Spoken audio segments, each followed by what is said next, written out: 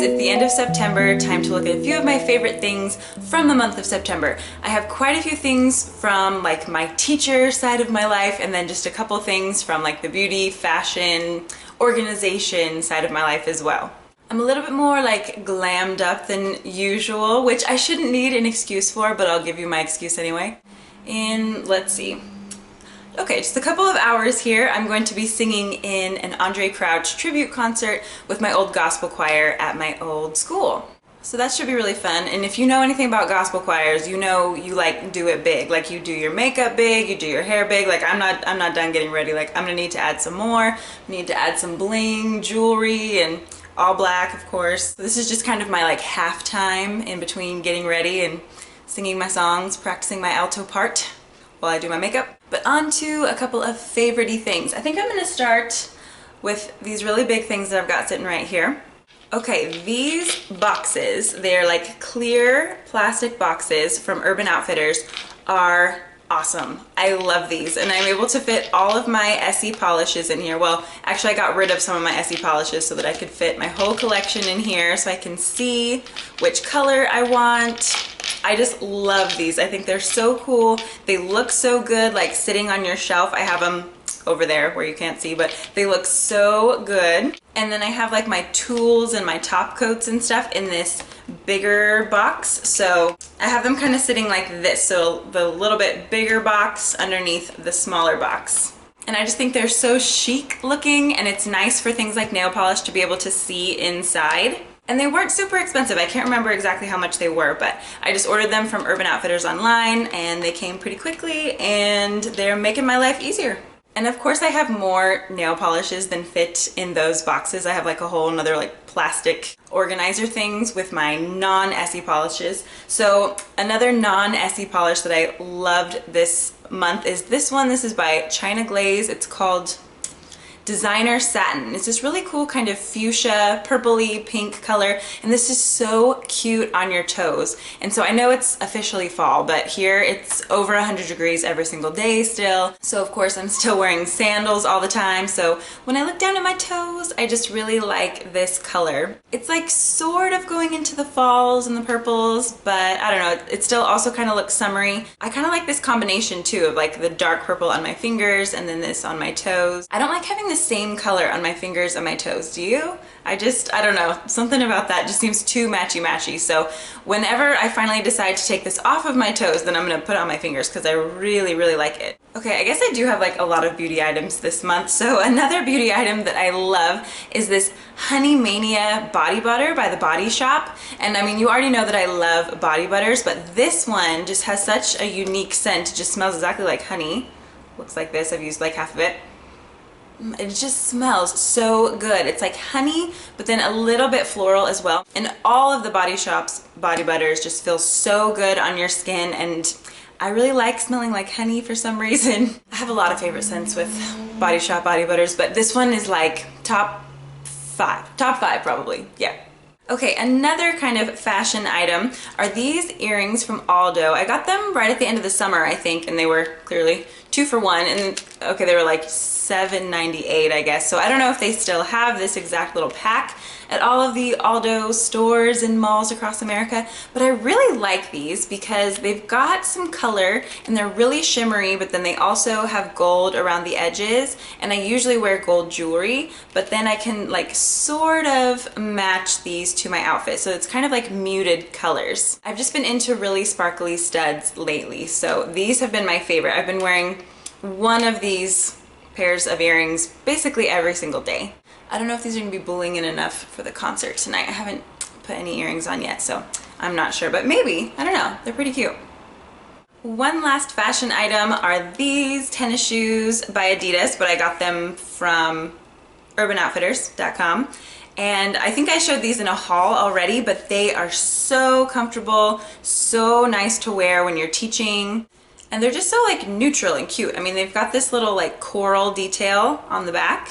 I wore these to like a training day recently, and one of the other English teachers was like, I'm going to steal those off your feet. I'm gonna steal them from you. They're so cute. I'm like, I know. They're kind of different, kind of unique, and just so comfortable. Perfect for teaching. We have an assembly on Wednesday, and my drama club kids are going to be performing, so I think I'll definitely wear those on Wednesday because I'm going to be like running around like crazy, like practicing choreography with them. So those are really good shoes for that type of a day. Okay, another favorite that I've had this month is my Mariah Carey tumbler. I got this when I went and saw Mariah Carey in concert. I have a whole video about everything that I got from her concert, which was my dream come true. That was like the most exciting day of my life. I'm a gigantic Mariah Carey fan if you haven't seen any of my other videos. So of course I love that this is a Mariah Carey tumbler, but really any tumbler is so nice to have. I never kept something like this in my classroom before, but it's been so hot. Like we haven't really had a day under 95 the entire school year. And you know, when you're just in your classroom and there's so many bodies in there, like sweaty bodies of middle schoolers. Sometimes our AC doesn't work and you know, you're having to give directions and like yell all day long. At least I yell. I'm kind of a yeller. This has been like crucial to me. So it's just easier than having like a little kind of flimsy water bottle all the time and having to like unscrew it and set it down. Like this is just easy. So I fill this with water like a couple times throughout the day and it's just kept me more hydrated. I just feel like I have more energy by the end of the day just because I'm not so dehydrated. And then my voice lasts longer. So this has just been really nice. If you don't have a tumbler in your classroom, you need to get one. Another thing that I've been loving in my classroom, I'm just gonna insert a picture here.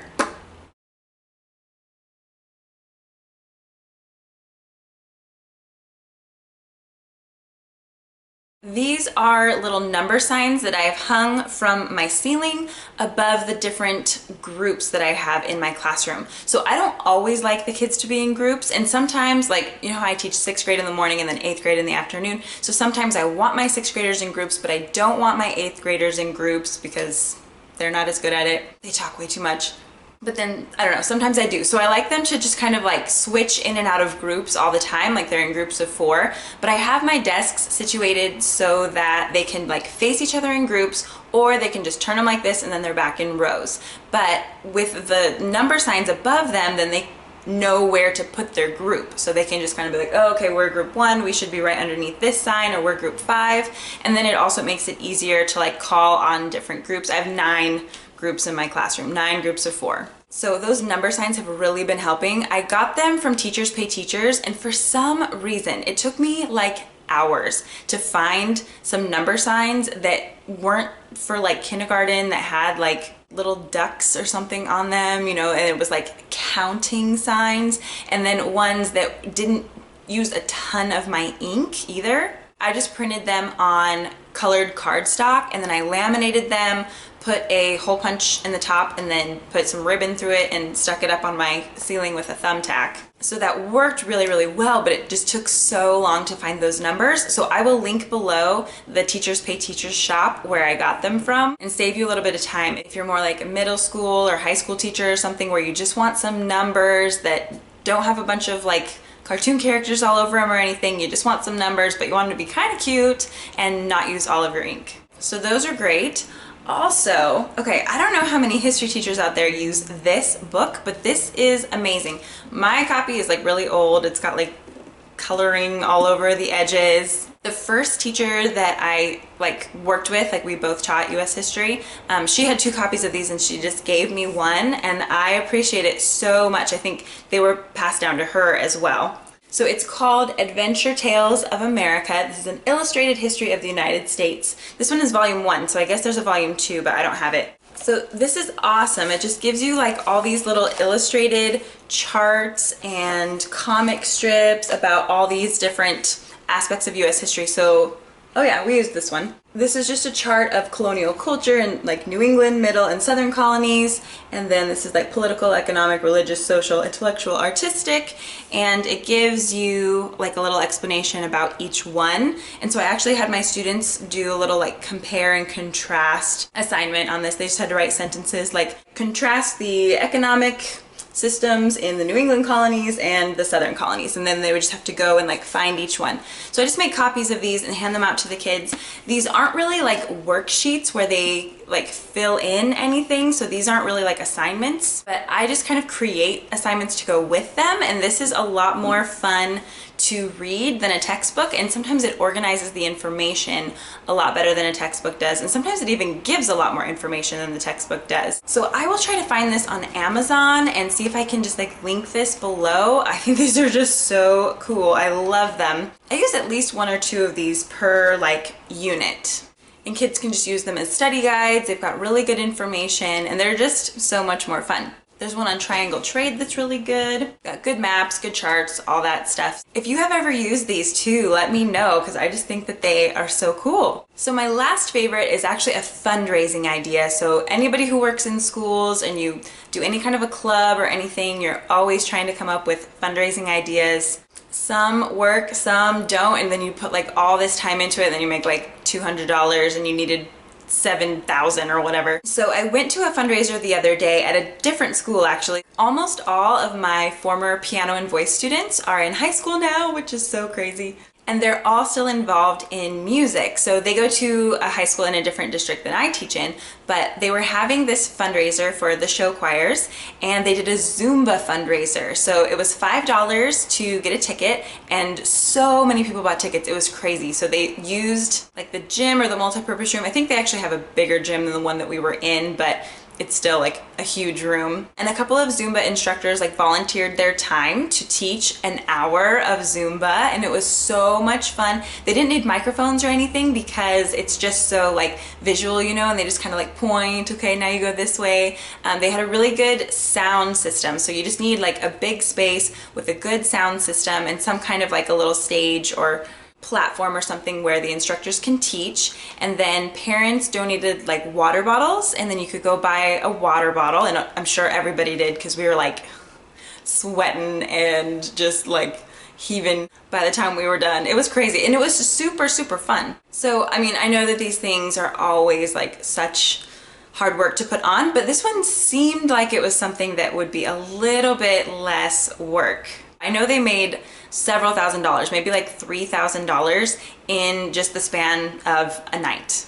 Oh, they also had a raffle as well, so I think that really helped. So I think some parents just donated some items, or some businesses donated a couple gift baskets or something, and then people could buy raffle tickets. And so in between some of the Zumba songs and stuff, then they would do some raffles. They did some at the beginning, some at the end. So I think between raffle tickets, tickets to get in, and water bottles, they made a ton of money. So I was happy to go, and I would like go again. So I'm trying to find a way that I could maybe do a similar fundraiser at our school for my drama club or something. And if you're looking for good fundraising ideas, maybe try that out as well. Have any of you ever done that before, or do you have any other really good fundraising ideas? I know as a teacher, that is just something that seems to always come up. Like, you're never going to get out of your teaching career without doing at least several fundraisers. So I just wanted to pass along that idea to you in case you hadn't heard of it. I hadn't heard of it, but then when I went, I was like, this is brilliant and super fun, and I would pay to do it again, which makes me think that there are other people that would want to pay to come do it at my school. So it was really good. Anyway, I've got to go figure out what black clothes I can wear. I gotta go warm up my voice because I have not sung in like months, basically since all of our Lion King stuff, so I gotta get myself together in like the next hour. My next video, I promise, will be a classroom tour. I'm actually doing a collaboration. I feel like I finally kind of have everything in my room together. I mean, I don't and I never will, so I might as well just go ahead and do it. I'll give you guys a peek inside the craziness that is my classroom. So keep an eye out for that next weekend. Thank you so much for watching this video, and I will see you soon. Bye.